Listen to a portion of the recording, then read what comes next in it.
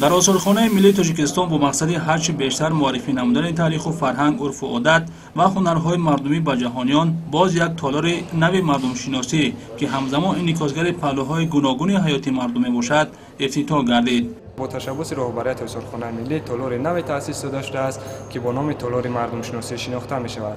در این تالار زیاده از 900 عدد اکسپونات ها از فاند آثارخانه برآورده شده‌اند که هر یکی آنها دلیل از موجودیت و رشد هنرهای گوناگون در حدود جمهوری تاجیکستان می باشند.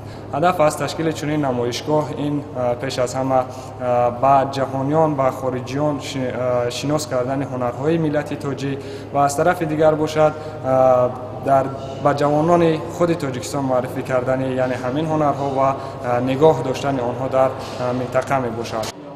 در این تالار زیاده از 900 مواد مربوط به مردم شناسی به مورد تماشا گذاشته شده است که دقت هر یک شهروند مملکت و مهمانان و سیاحان خارجی را به خود جلب می نماید. در هفته افتتاح تالار نو نمایندگان تشکیلات و اداره‌های دخلدار شرکت ورزیده وابسته به دستاوردهای آثارخانه ملی و احیای ارزش‌های تاریخی و فرهنگی ملت تاجیک اندیشه‌رانی نمودند.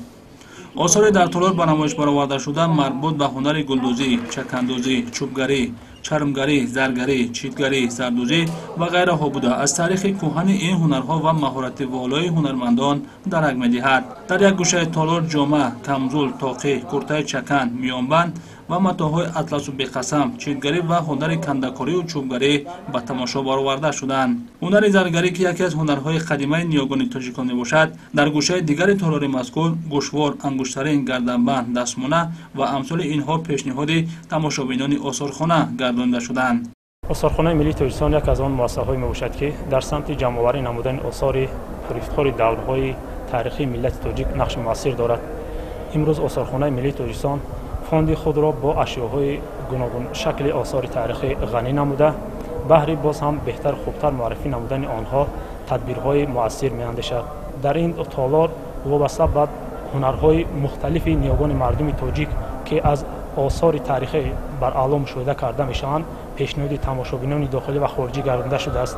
تالار مذکور دائمی عمل کننده بوده انعکاسگر طرز زیست و زندگانی، رسم و آیین و مدنیت مادی و معنوی خلق تاجیک میباشد که در معرفی ارزش‌های تاریخ و فرهنگی ملت تاجیک نقش مؤثر خواهد گذاشت.